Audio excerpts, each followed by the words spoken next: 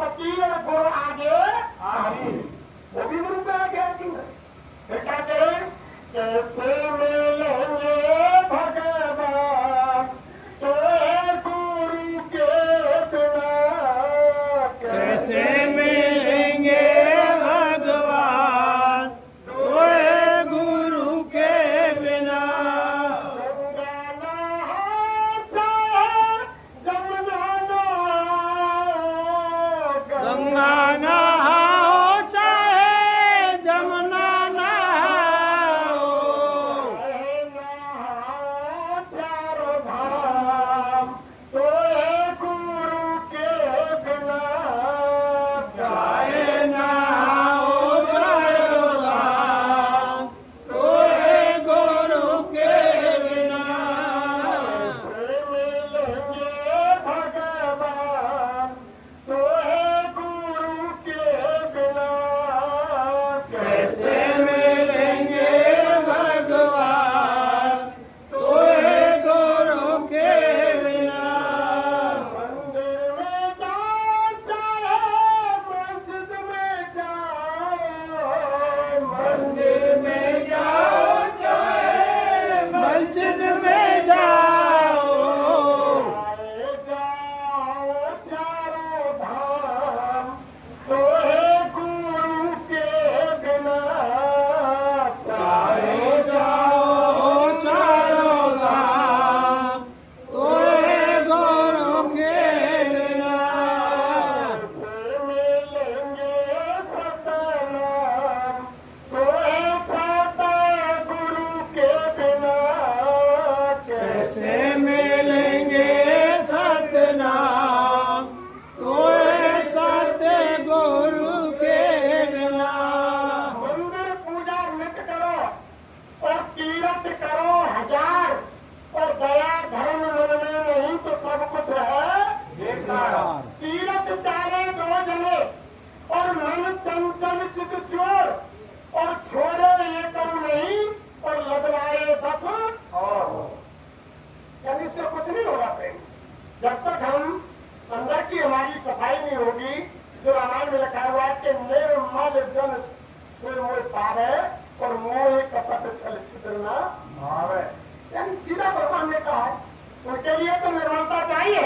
जैसे कोई बच्चे ने रात में कट्टी पिठान यानी कपड़ों में कर दिया, छोटा बच्चा है और माँ उसको सीधा गोदी में नहीं लेगी, चाहे सर्दी पड़ रही है यानी कड़ाके की ठंड है, उस बच्चे को उठा करके नल के नीचे ले जाएगी, बच्चा चिल्लाएगा रोएगा, तब माँ ममता नहीं करेगी, प्यार नहीं करेगी, और जब सारी गंदगी साफ हो जाएगी तब सूखे कपड़े से पोंछ करके तब सीने से एक कण भी अगर गंदगी का रह गया, ना बाप सीने से लगाएगा ना माँ सीने से लगाएगी, यानी जब तक गंदगी साफ नहीं होगी तब तक कोई इसको लेने वाला।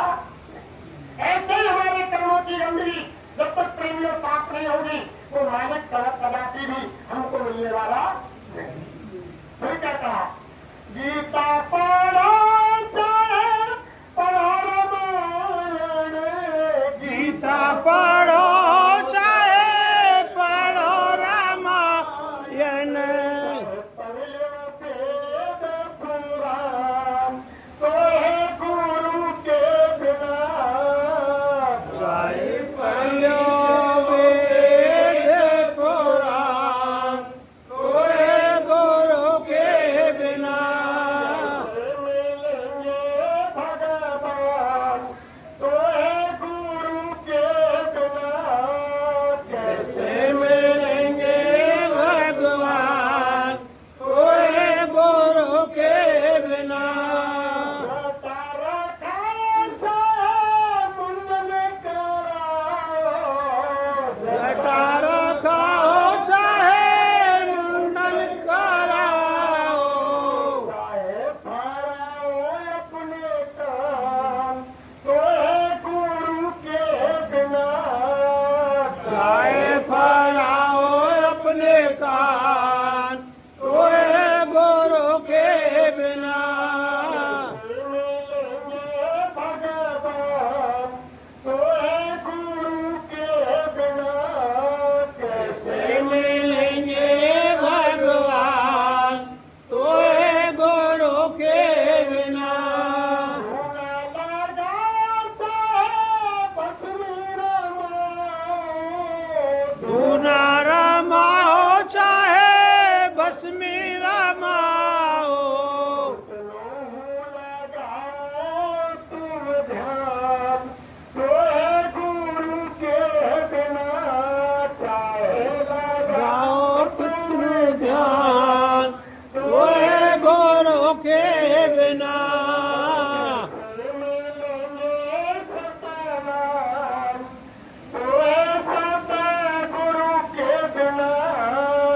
सहन लेंगे सतनाम, कोई सत्य गुरु के बिना।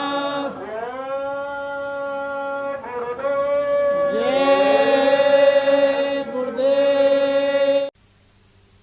सतगुरु की कोई खबर लाता नहीं, गम जुदा खंड में गुरु से बड़ा न कोई, और करता करे न कर सके, गुरु करे सो होए।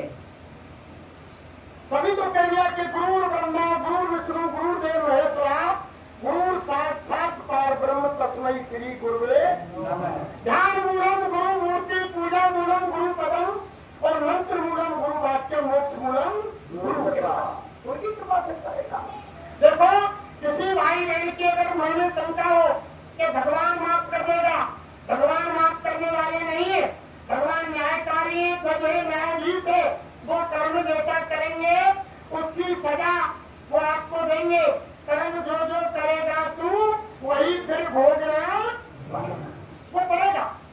यानी जो जो हम आप कर्म करेंगे वो भोगना भरना पड़ेगा।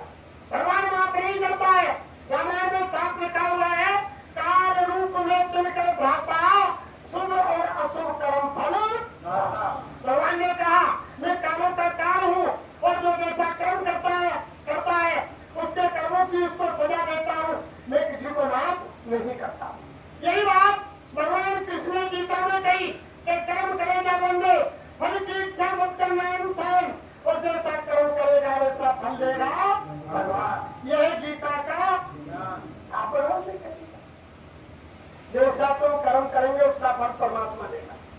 भगवान यानी राम ने किया, और फिर दोबारा द्वापर में, यानी वो काम भगवान राम त्रेता में आए तब किया, और द्वापर में आकर के भगवान कृष्ण ने उसका बदला चुकाया।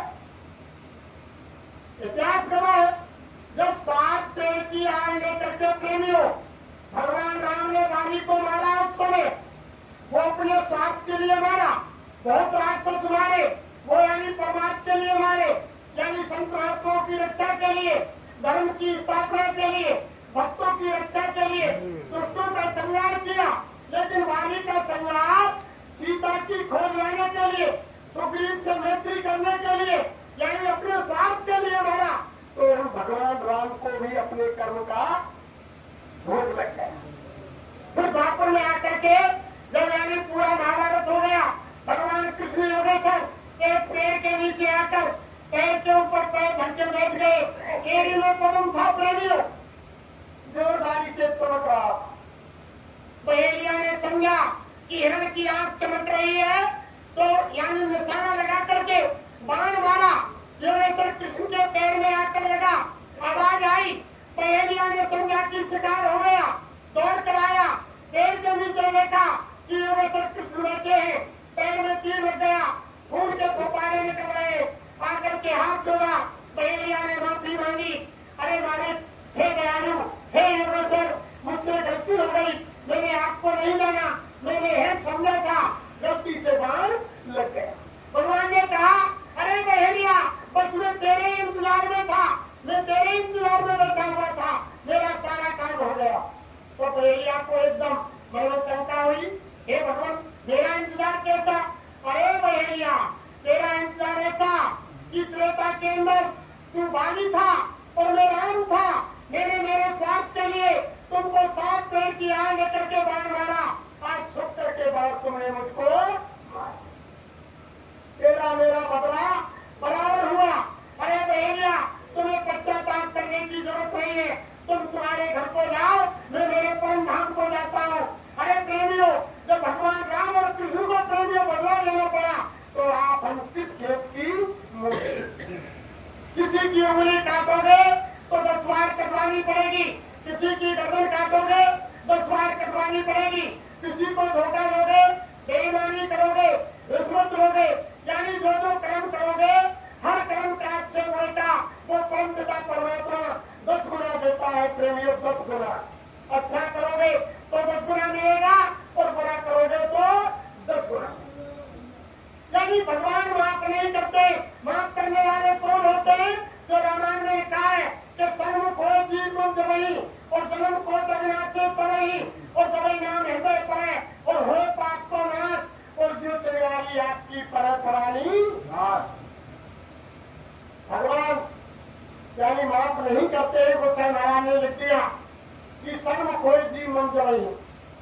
गोसाई महाराज ने लिखा कि जब संत महात्माओं के सामने जीव जाकर के पहुंचता है, सामने पहुंचते ही महापुरुषों की दृष्टि पड़ती है और उनके वचन वो नामदान गुरुदीक्षा गुरुमुख वो यानी जब हृदय में पड़ता है तो ऐसे कर्म जल जाते हैं जीव के जैसे कोई गली घास का ढेर हो, एक बात उसकी कीली डाल दी जाए, आँच की चिंगारी डाल दी जाए, एक मुट्ठी राख हो जाती है।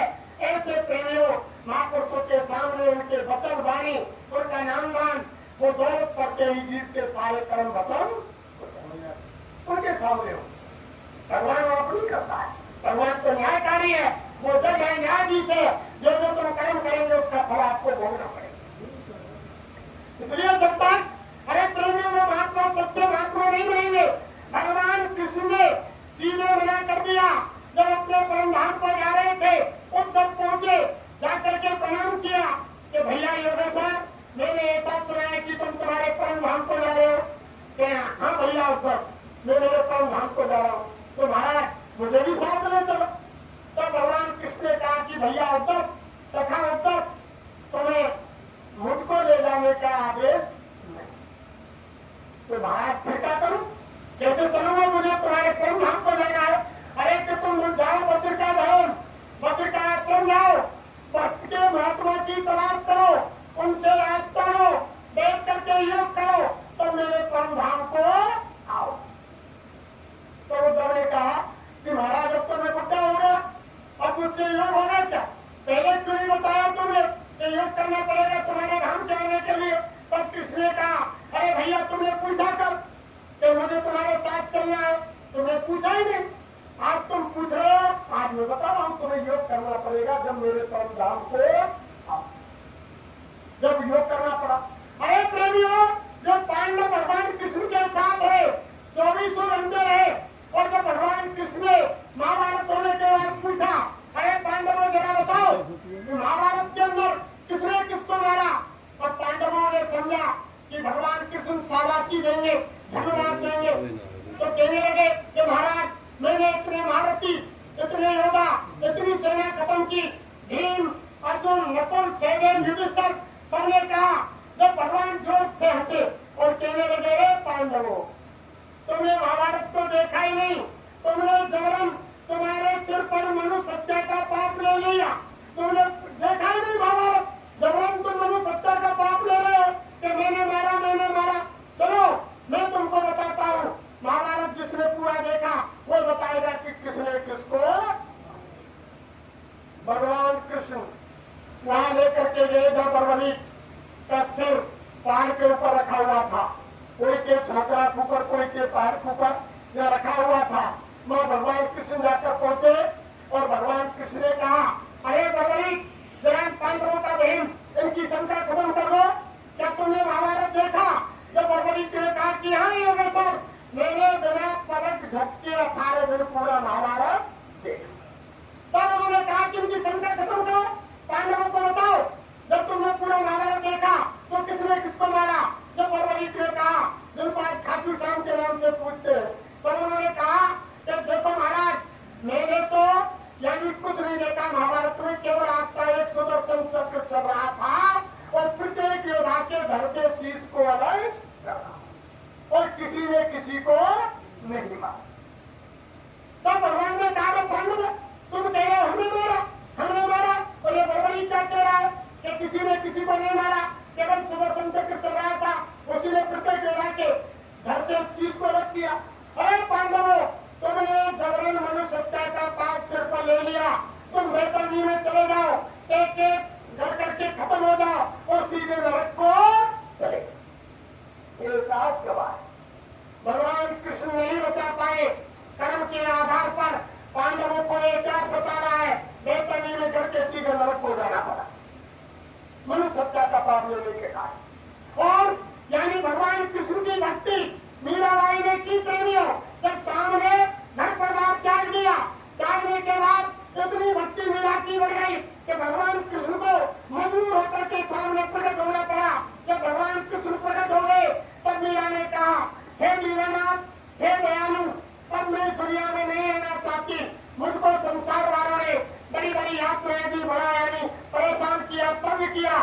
अब मैं इसमें नहीं रहना चाहती, मुझ पर दया करो और मुझे तुम्हारे परम धाम को ले जाओ। भगवान कृष्ण ने कहा कि भक्त मीरा, मुझको आदेश नहीं कि मैं तुम्हें तुम्हारे परम धाम ले जाऊं। तुम्हारा क्या करना होगा?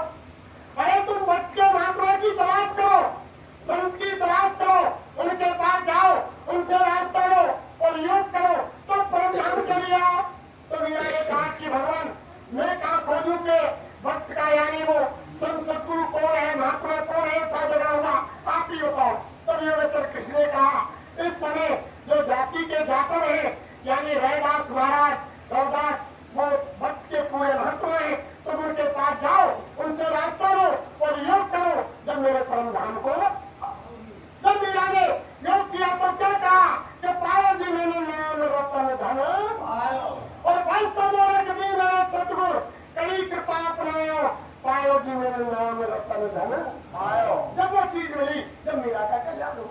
यही बात सबरी की देख लो, सबरी भील की बच्ची थी, भील के घर में जन्म लिया। पहले से तो लंबी कथा है सबरी की, समय लग जाएगा। भील के घर में जन्म लिया, लेकिन भाग पट्टी के थे सबरी के अंदर, वो यानी घर में नहीं आती। उनके पिता भील, उनकी माता मांस मछली खाते, जानवर खाते, जंगल से ला करके।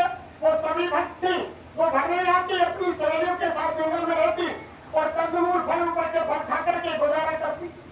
एक दिन मां से मिलने के लिए आई, उसको मालूम भी नहीं थी। सबरी की शादी की तैयारी हो गई, सबरी 18-20 साल की हो गई। उनके पिता शादी की तैयारी कर रहे थे, रोजाना जंगल से एक जानवर लाते सबरी की शादी के लिए और खूंटा से बांध देते। कई जानवर इकट्ठे कर दिए। सबरी जब माँ से मिलने आई तो सबरी ने देखा माँ के पास आते ही कि माँ ये मूर्ख जानवरों को और धूप में यानी भूखे प्यासे कोई को खूंटे से बांध रखा है। तो उनकी माँ सबरी की माँ ने कहा कि बेटी सबरी, आज के 1 महीने बाद तुम्हारी शादी है, फिर क्या होगा माँ? कि वो बारात आएगी, उसके स्वागत में जानवर काटे जाएंगे, इनका मांस पका करके बारात को खिलाया जाएगा। सभी ने कहा मेरी शादी करिए, इतने जीवों की हत्या। अंदर गई वो बारात, वो एशिया, वो चाकू छुरी लेकर आई, सब जानवरों की रस्सी काट दी, सबको आजाद कर दिया प्रेमियों, और जंगल में लौट गई। दिन छिप गया, चली गई जंगल को लौट करके। दिन छिपते ही उनका पिता भील आया और भील ने आकर के देखा कि एक भी जानवर नहीं है। मैंने इतने जानवर इकट्ठे किए, महीनों से मेहनत कर रहा हूँ, सारे जानवर कहाँ चले गए? अंदर गया, अपनी पत्नी से पूछा कि वो जानवर कहाँ चले गए? तो उन्होंने कहा वो तुम्हारी प्यारी बेटी सबरी आई और सारे जानवरों की रस्सी काट के आजाद, सबको आजाद कर।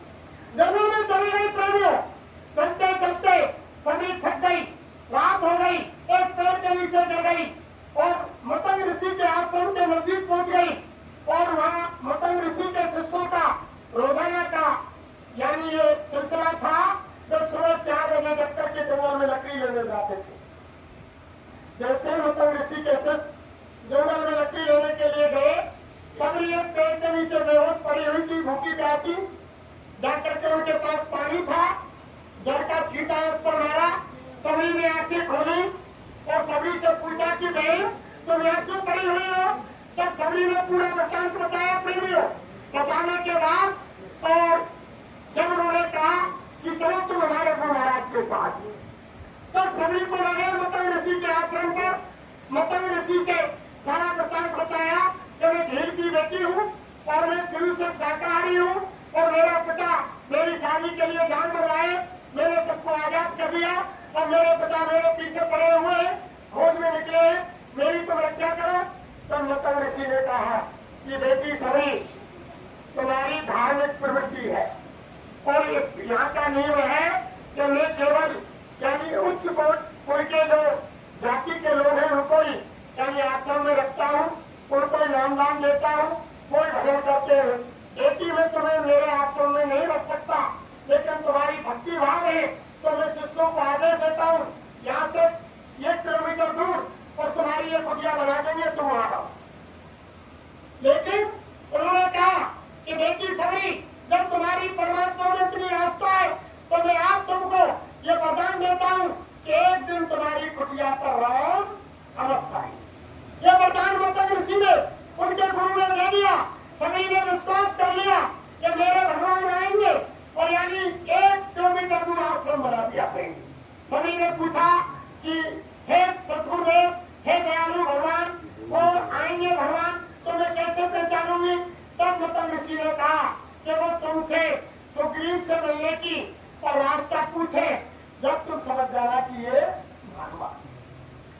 सबरी ने आश्रम बना लिया प्रेमी।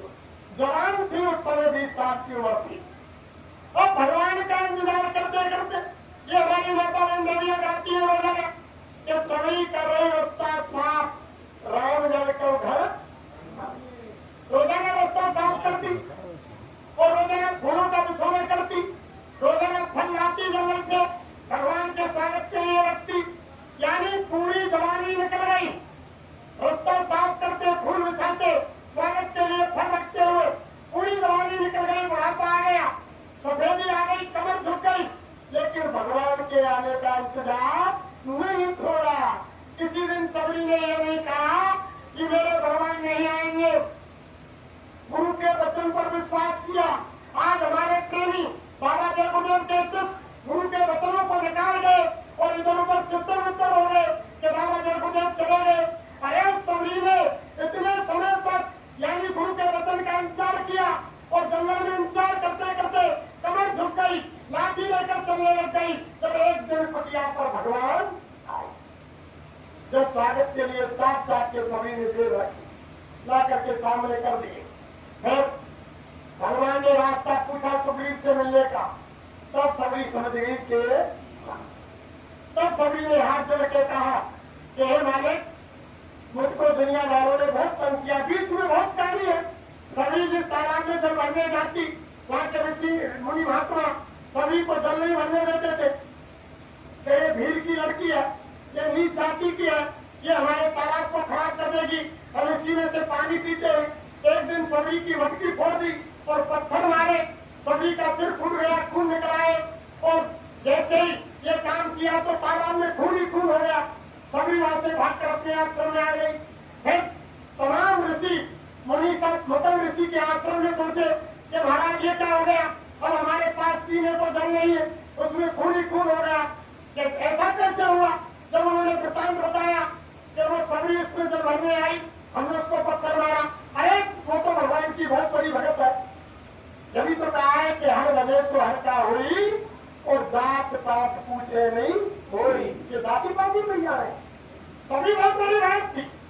जब मतंग ऋषि ने कहा अरे जाओ ऋषियों, सभी से जाकर माफी मांगो, और सबरी उस तालाब में यानी अंदर जाकर के अपने पैर डाले, तब वो पानी वापिस नहीं, वो रक्त रहेगा, तुम पानी नहीं पी सकते हो। सब ऋषि आए, सबरी के आश्रम में सभी से माफी मांगी और हाथ जोड़कर उसी तालाब के किनारे ले गए। जब सबरी ने पैर स्पर्श पानी से कराया, तब वो वापिस जल। बहुत बड़ी बात। तो सबरी जब पूछा, रास्ता बताया, सबरी ने सुग्रीव से मिलने का, तब कहा कि भगवान मैं दुनिया से तंग आ गई, मैंने बड़ी यानी संसार में परेशानी भुगती है, अब आप आ ही गए, दया करके मुझे तुम्हारे परम धाम को ले चलो। तो भगवान ने भी यही कहा राम ने, अरे भक्त सबरी, मुझको आदेश नहीं कि मैं तुमको मेरे सीधे परम धाम ले चलूं, तुम्हें योग करना पड़ेगा। तो क्या कहा भगवान ने, अरे सबरी सुनो, मैं तुमको नो भक्ति बताता हूँ। तो उसमें क्या कहा, प्रथम भगत संतन कर संगा, दूजी रत्नम कथा प्रसंगा। यही बात भगवान राम ने कही। अरे भक्त सबरी, तुम संतों के पास जाओ, सबसे पहली भक्ति संतों का संग करो, उनसे रास्ता लो। जब मेरे परम धाम को 7वीं में तो सीधे कह दिया कि सप्तम में वो शब्द देखा और मोटे अधिक संत कर लेखा, सीधा कहा। वहां भी यानी भगवान ने भी यही कहा कि संतों के पास जाना पड़ेगा। और हमारी माता बहन देवियां भाई लोग रोजाना आरती करते, उसमें भी यही बोलते, लेकिन हम आप समझ नहीं पाते। क्या कहते हैं, बेकार मिटाओ पाप हरो देवा, स्वामी पाप हरो देवा, श्रद्धा भक्ति बढ़ाओ, श्रद्धा भक्ति बढ़ाओ, संतन की सेवा, ओम जय जगदीश हरे। यही सब कहते हो। हे भगवान, हे परमात्मा, हे देवी माँ, हे हनुमान वाला, हमारे विषय विकारों को मिटाओ,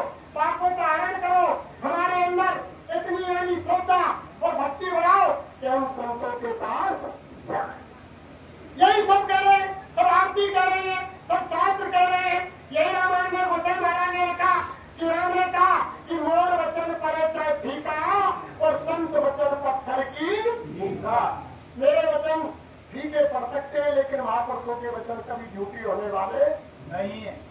ये गुरु महाराज ने भी कहा कि संत वचन पलटे नहीं और पलट जाए ब्रह्मांड। सारा यानी ब्रह्मांड इधर से उधर हो सकता है, लेकिन संत महात्माओं के वचन कभी भी नहीं पलटते। ये प्रेमी यही बात यही बात भागवत में आई, लेकिन हम समझ नहीं पा रहे। भागवत का अर्थ ही नहीं समझते। भागवत का मतलब ही यही है, भाग से है भक्ति, भाग से भक्ति और गा से ज्ञान और वहां से वैराग और फिर ता से त्याग। पहले भक्ति करनी पड़ेगी, भक्ति करने के बाद ज्ञान पैदा होगा, ज्ञान से फिर वैराग होगा और वैराग से फिर संसार से त्याग होगा। उसको कहते हैं भाग। और भक्ति क्या मिलेगी? फिर भागवती बता रहे हैं प्रेमियों, क्या कह रहे हैं भागवत आरती में? आरती सब मिल कर कीजे, भागवत चरणामृत लीजे। आरती सब मिल कर कीजे, भागवत चरणामृत लीजे। वो कम मिलेगा चरण में? क्या कह रही है? ये पे चढ़े भक्त को रंग, ये पे चढ़े भक्त को रंग, ये पे चढ़े भक्त को रंग, ये पे चढ़े भक्त को रंग। मिले जब संतन को सत्संग, मिले जब संतन को सत्संग। ये तो भक्ति का रंग कब चढ़ेगा प्रेमियों? जब संत महापुरुषों के वचन, उनका सत्संग, उनका संग मिलेगा तब होगा। भक्त स्वतंत्र सकल गुण खानी, और बिन सत्संग न पावे रानी। मेरा सत्संग क्यों नहीं मिलेगा? और सत्संग क्या मिलता है? महापुरुषों के। यानी सत्संग कोई गाली किस्से का नाम नहीं है प्रेमियों। गाने बजाने का नाम, ढोलक मजीरा कीर्तन यानी हारमोनियम पेटी बजाने का नाम सत्संग नहीं है। ताली बजाना, नाचना, कूदना, इसका नाम सत्संग नहीं है। सत्संग का मतलब है सत्य का संग करना। और सत्य क्या है? जहाँ तक हम अक्षर आंखों से देख रहे हैं सब नाशवान है। और की क्या चलाए? जिस शरीर के रंग रूप जवानी और यानी ताकत के ऊपर आप हम गर्व घमंड करते, ये शरीर भी हमारा नहीं है, ये भी नाशवान है, ये भी इस काल की अमानत है, इसको भी एक दिन खाली कराएगा, ये भी हमारा नहीं। तो सत्य क्या है? परम पिता परमात्मा की हम जीवात्मा जो मनुष्य मंदिर में बैठी हुई है, जो रामायण में लिखा हुआ है कि ईश्वर अंश जीव अविनाशी और चेतन अमृत सहज सुख राशि। यानी वो परम पिता परमात्मा की हम जीवात्मा सत्य, उधर यानी वो परम पिता परमात्मा सत्य। जहाँ आत्मा को परमात्मा से मिलाया जाता हो, जहाँ सत्य को सत्य से मिलाया जाता हो, उसको कहते हैं सत्य। और वो काम क्या होता है? आत्मा को आत्मा मिलाते हैं, सत्य से सत्य को, आत्मा से परमात्मा को आत्मा मिलाते हैं। इनकी वाणी से जो वचन निकलता है वो सत्य होता है। तो सत्संग का काम तो महात्मा करती है, जब तक सत्संग नहीं मिलेगा काम। अरे देखो प्रेमियों, त्रेता की सत्युग की हरि लीला को लोगों ने उस समय नहीं पहचाना। सत्युग में धोखा खा गए। हिरण्यकश्यप ब्रह्मास्त्र ने कहा कि कौन होता है हरि? मैं हरि हूँ। धोखा खा गए। त्रेता के अंदर राम की लीला को लोगों ने उस समय नहीं पहचाना। सबने कहा कौन होता है राम, कौन भगवान होता है? 14 वर्ष का वनवास दे दिया, कोई उनके साथ नहीं गया। अयोध्या का कोई नर नारी राम लक्ष्मण सीता के सिवाय कोई जंगल नहीं गया। अगर सब समझ जाते उस समय कि भगवान है राम, तो पूरी अयोध्या वनवास को चली जाती। उस समय राम की लीला को लोगों ने नहीं पहचाना। द्वापर में भगवान कृष्ण की लीला को लोग नहीं पहचान पाए। लोगों ने द्वापर के समय भगवान कृष्ण को छलिया, चोर और यानी अनेकों तरह के आरक्षण भगवान कृष्ण को लोगों ने लगाए कि बदमाश है, चोर है, छलिया है, तमाम लगाए। उस समय लोगों ने नहीं पहचाना। तो देखो प्रेमियों, 12 कला से राम आए धरती पर, 4 कला परशुराम से लेकर के रावण का वध किया। 12 कला के राम की लीला को लोगों ने उस समय त्रेता में नहीं पहचाना। 16 कला से धरती पर कृष्ण आए साकेत रूप से, और यानी उनकी लीला नहीं जान पाए। और धरती पर संत आते हैं 64 कला से प्रेमियों, और यानी परम संत आते हैं धरती पर अनंत कलाओं से। तो बाबा जय गुरुदेव यानी परम संत अनंत कलाओं से धरती पर आए।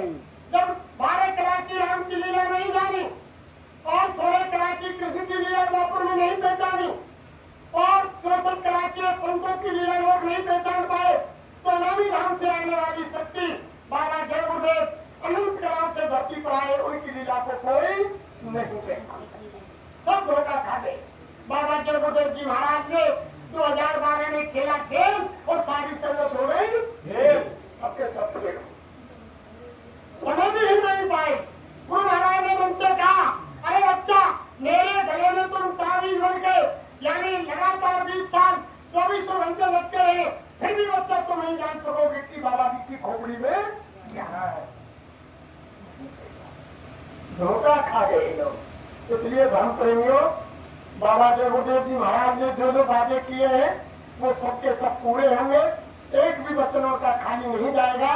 अब विश्व की तैयारी हो रही है, जो उसमें लिखा हुआ है रैदास की पोथी के अंदर कि तीनों ओर से हमला होगा और कैसे हिंदुस्तान बचेगा, ये सारी व्यवस्थाएं धीरे धीरे बन रही हैं। जो जो भविष्यवाणी गुरु महाराज की है वो सब काम होगा, ऐसी बात नहीं है। लेकिन समय का इंतजार गुरु महाराज ने कहा कि समय का इंतजार राम ने किया, समय का इंतजार किसने किया और समय का इंतजार मैं भी कर रहा हूँ। आप भी स्वामी ने कहा, बच्चे बच्चियों, समय का इंतजार तुम भी करो। गुरु महाराज ने कहा, अगर समय से पहले फसल काट ली जाए, फसल पकी नहीं, और समय से पहले फसल को काट दोगे तो ना भूसा होगा ना अनाज होगा, दोनों चीज खत्म हो जाएंगी। और समय से पहले अगर माँ के पेट से बच्चा बाहर आ जाए तो माँ को खतरा है, बच्चा को खतरा, बच्चे बच्चा नहीं बचे, तो समय का इंतजार करना पड़ता है। इसलिए बाबा जय गुरुदेव जी महाराज समय का इंतजार कर रहे हैं, समय से सारे काम हो रहे। और देखो प्रेमियों, ये सारी घटना का खेल पहले ही लिख दिया। भगवान राम ने त्रेता में सभा बैठाई और उस समय भगवान राम ने कहा कि रामचंद्र कह रहे सिया से ऐसा कलयुग आएगा और हंस चुगेगा, दाना चुनता कौआ मोती आएगा, धर्म भी होगा कर्म भी होगा, परंतु शर्म नहीं होगी। बात बात पर बेटा माता पिता को आंख दिखाएगा और रामचंद्र कह रहे सिया से ऐसा कलयुग आएगा। कहीं में सारंगी वाले गा रहे ना गाऊंगा, जब हम बड़े हंसे के का गा रहे, लेकिन उनकी बात अब समझ में आ रही। तो भगवान राम ने बीच में 8,64,000 वर्ष का द्वापर था, कलयुग नहीं लगा था, उससे पहले ही त्रेता ने बता दिया कि ऐसा कलयुग आएगा कि धर्म भी होगा कर्म भी होगा। जगह जगह कितनी भागवत बच रही है, कितने धर्म हो रहे हैं, कितनी रामायण हो रही है, कितने हरियत हो रहे हैं, कितने गाँव गाँव सत्संग हो रहे हैं। तो क्या कहा कि धर्म भी होगा कर्म भी होगा, लेकिन शर्म नहीं होगी। बात बात पर बेटा माता पिता को आंख दिखाएगा और रामचंद्र के रेसिया से ऐसा कलयुग आएगा। अब बाप ने अगर कह दे बेटा के कोई काम खराब करे के लगाया, क्यों खराब करो, तो कह दिया चुपचाप हम करेंगे जो होगा। अरे तो बेटा बड़ी मुश्किल से करो नहीं करो, तुम जाओ करो, हमारे काम चुप करता हम करेंगे जो होगा। तो सारी बात सामने आ रही है। फिर आगे क्या कहा, सुनो सिया कलयुग में काले धन और काले मन होंगे, सुनो सिया कलयुग में काले धन और काले मन होंगे, चोर सत्य नगर सेठ हो हरिभक्त निर्मल होंगे। और काले मन और काले धन कैसे रहेंगे, और धन की यानी भौतिकवाद की ऐसी होने लग गई संसार में प्रेमियों के धर्म जा कर्म जा ईमान जा इज्जत जा भाईचारा जा समाज जा रिश्तेदारी जा सारी चीज खत्म हो जा, पर क्या चाहिए ऐसा इज्जत तो चलेगा लेकिन पैसा होना चाहिए। सोच या कलयुग में काले धन और काले मन होंगे। और काले मन कैसे है, कैसे तो हम रात बिना कह रहे अरे के जब से पहले रामायण न माने और गीता न माने किसने, अरे ये सब माने सही चल रहा है हाथी तक, लेकिन संसार वाले तुम नहीं मानते हो। गुरु महाराज ने कहा, अरे तुम राम को मानते हो कि भगवान है, कृष्ण को मानते हो, महावीर को मानते हो, बौद्ध को मानते हो, गीता को मानते हो, मोहम्मद को मानते हो और हनुमान को मानते हो, सबको मानते हो कि भगवान है। लेकिन जो भगवान कह रहे हो उस बात को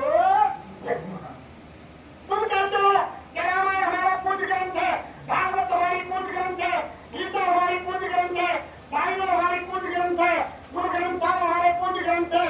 लेकिन जो हमारे धार्मिक ग्रंथ कह रहे हैं उनकी बात को नहीं मानते। ग्रंथ है तो बोले कि पूज्य, लेकिन जो बात कह रहे हैं उनको नहीं मानते। इसलिए प्रेम क्या कहा, सुनो सिया कलयुग में काले धन और काले मन होंगे,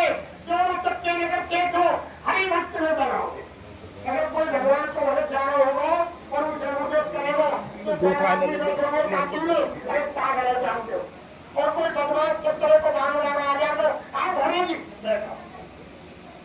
तो सुनो सिया कलयुग में काले धर्म और काले मन होंगे, जो सत्य नगर शेष हो हरि भक्त नजर होंगे, जो होगा गोभी भूमि कोई योगी कब आएगा, तो रामचंद्र कह रहे हैं कि आप ऐसा कलयुग आएगा तो लोभी और भोगी होगा। इनको लोग कहते थे ये संत है, उन्होंने यानी पैसा धन इकट्ठा किया, माता बहन बहनों की अश्वत इज्जत लूटी, और जब उनका धंधा फूका तो वो जेल में सीधे चले। जब उनकी मनोबल ने मालूम पड़ी, उनसे लोग के बड़े बड़े संत हैं, जो होगा लोभी भोगी तो योगी कहलाएगा, और रामचंद्र कह रहे कि आपको ऐसा कलयुग आएगा। फिर आगे क्या कहा, राजा और प्रजा दोनों में बड़ी होगी खेचातानी, राजा और प्रजा दोनों में बड़ी होगी खेचातानी, और वो दोनों मिलकर यानी करेंगे अपनी मनमानी, जिसके हाथ में होगी लाठी और देश वही ले जाएगा, और रामचंद्र कह रहे कि आपसे ऐसा कलयुग आएगा। फिर आगे क्या कहा कि सूर्य सूर्य मंदिर होंगे, वही रहेंगे मसाला, और मंदिर तो सूर्य है। पहले हमारे बुजुर्गों से पूछो तुम, हर बुजुर्ग पहले मंदिर धर्मशाला में जाए सुबह शाम, और जंगल झाड़ी होकर के हाथ पैर पखार के, या तो महात्मा हो उनसे वार्तालाप अच्छी बात सत्संग सुने, ना हो तो कल मूर्ति के सामने बैठ के हाथ ना जोड़े, पानी ना ढाले, फूल पत्ती ना चढ़ावे, सिर पर चद्दर डाली, आंख बंद करके 10 से 20 मिनट भगवान को भजन। जब घर को आवे, जब घर को लौट के आवे, रोजाना का नियम था, तो क्या कह रहे हैं कि सूने सूने मंदिर होंगे, बड़ी रहेंगी मसाला, और मंदिर तो सूने सूने कोई जाए ना, कहते कोई मतलब है ना, भजन को ध्यान को, और मंदिर लोगों ने क्या बना लिए, तो नौजवान बच्चा से पूछो, जब शाम को 4 बज जाए, जब वे लाइन लगा के जाए, जब तुम पूछेंगे कि लाला कहाँ जा रहे, जब वो कहे कि अंकल हम जा रहे मंदिर से, ये मंदिर कहीं के दारू का देखा, उसको मंदिर कहते हैं। ये कहाँ जा रहे हैं अंकल, वो पूछेंगे कि कहाँ जा रहे हैं अंकल, हम वहां पे जा रहे हैं। तो सूने सूने मंदिर होंगे, भरी रहेंगी मसाला, जैसे मंदिर उनका लाइन लगाई और थे काम पर लाइन लग गई। सूने सूने मंदिर होंगे, भरी रहेंगी मसाला, और भरी सभा में संग पिता के नाचेंगी घर की माला। पहले समय कैसा था प्रेमी, पहले हमारे सामने घर में कोई 10-50 मेहमान आ गए, तो खाना ही हमारी घर की माता बहन देवी बना दें, यही बना दें, और अगर 5 आदमी आ रहे तो हमारी जगह आ गए। और पहले झांकरातर में नाचने वाले कहाँ के आ रहे, बाहर के, और अब उल्टा है, यानी पहले हमारी खाना पहले कौन बना रहे, घर के, और नाचने वाले कहाँ के हुए, बाहर के, और अब खाना बना पा रहे कहाँ के, बाहर के, और नाचने वाले घर के। तो उसमें क्या कहा कि सूर्य सूर्य मंदिर होंगे, भरी रहेंगी मसाला, भरी सभा में संग पिता के नाचेंगी घर की माला। पहले समय ऐसा था, हमने देखा था, अगर कोई फंक्शन हो रहा है दरवाजे पर, कोई नौजवान बहू बेटी निकल के जा रही है, अगर बुजुर्ग बाहर बैठा है पौड़ी में, वो बहू बेटी निकल के गई और बुजुर्ग ने देखी ने टेढ़ी निगाह कर दी, तो डर के कारण बहू बेटी उल्टी घर में यानी तमाशा देखने आ जाए, नाचने की तो काचल है, वापिस घुस जाए। और आज क्या है कि जन्मदिन मनो, मारा झगड़ा, डीजे बज रहा, तो उसमें क्या है कि बहन बुआ भांजी भतीजी मेहमान दादा अम्मा पूरा परिवार सारी हरा शर्म। तो क्या कहा कि सूर्य सूर्य मंदिर होंगे, भरी रहेंगी मसाला, भरी सभा में संग पिता के नाचेंगी घर की वाला, कैसा कन्यादान पिता खुद बेटी का धन खाएगा, और रामचंद्र कह रहे सिया से ऐसा कलयुग आएगा। तो प्रेमियों विनाश की तैयारी है, इसलिए बाबा जी तो आपको बचाना चाहते हैं, अब भी समझ जाओ, साकारी हो जाओ, जो हमने भगवान के भजन का वादा किया, समय निकाल के भगवान का भजन कर लो। अगर तुमने ऐसा काम नहीं किया तो ये मनुष्य शरीर चला जाएगा, फिर तुम्हारा तुमको ये नहीं मिलेगा, और तुम्हारे कर्मों के अनुसार गधा घोड़ा मुर्गा सुअर भैंसा बना दिए जाओगे और अपने कर्मों की सजा भुगत। इसलिए बाबा जय गुरुदेव कह रहे हैं कि अब भी समय है, अब भी चेत जा। ये मनुष्य शरीर तो यानी भगवान के भजन के लिए बना है और तुम इसको व्यतीत कर रहे हैं। आज मुद्रा धैर्य पेट भरने में, बच्चा पैदा करने में, धन संग्रह करने में, और ये तो सारी चीज नाशवान है। ये सब जो घर में तुम घर परिवार में संसार में आते रिश्तेदार देख रहे हैं, ये सब मतलब क्या है प्रेमियों? घर में वही बच्चा जन्म लेगा जिसके लेन देन का कर्जा है, घर में वही बच्ची जन्म लेगी जिसके लेन देन का कर्जा है। हमारे घर में वही बच्ची बहू बन के आएगी जिसके लेन देन का कर्जा है। हमारी बच्ची इसी घर में बहू बन के जाएगी जहाँ उसके लेन देन का कर्जा है। महात्मा कहते हैं कि मिले बनाए के मिले, और जिनके पहले मेल और बिना मेल मिलते नहीं है कर्मन के मेल। और ये सब तुमको तत्व में छोड़ेंगे। न कोई किसी का पिता है, न कोई माँ, न बाप है, न बच्चा है। सब एक दिन तो वहाँ से आपका चालान कर जाएगा और इनके दूध को चालान लेकर आ जाएंगे। अरे रामलाल, अरे श्यामलाल, ये मकान खाली करो। और तुम कहेंगे कि नहीं, ये आधा मकान ले लो, गाड़ी ले लो, बंगला ले लो, धन ले लो, 5 मिनट के लिए मुझे सांस दे दो। क्या वो मान जाएगा? राई घटे अक्षर बड़े रहे जी, उसी समय मकान को जबरन खाली करा ले। चारों तरफ युवा खड़े और सभी बजाने ढाल और रंग महकते जैसा ऐसा काल जबरन ले जाए। इसलिए प्रेमियों, अब भी समझ जाओ, ये मनुष्य जीवन भगवान के भजन के लिए दिया है। और ये खुद भगवान, हमारी माता बहन देवियां शंकर भोले बाबा की पूजा करती है। भोले बाबा से एक दिन माँ पार्वती ने पूछा कि हे देवों के देव महादेव, दुनिया में सत्य क्या चीज है? तो भोले बाबा शंकर ने पार्वती माँ को बताया कि हे देवी सुनो। तो कहा, उमा कहूँ मैं अनुभव अपना, सत्य है भजन जगत सब सपना।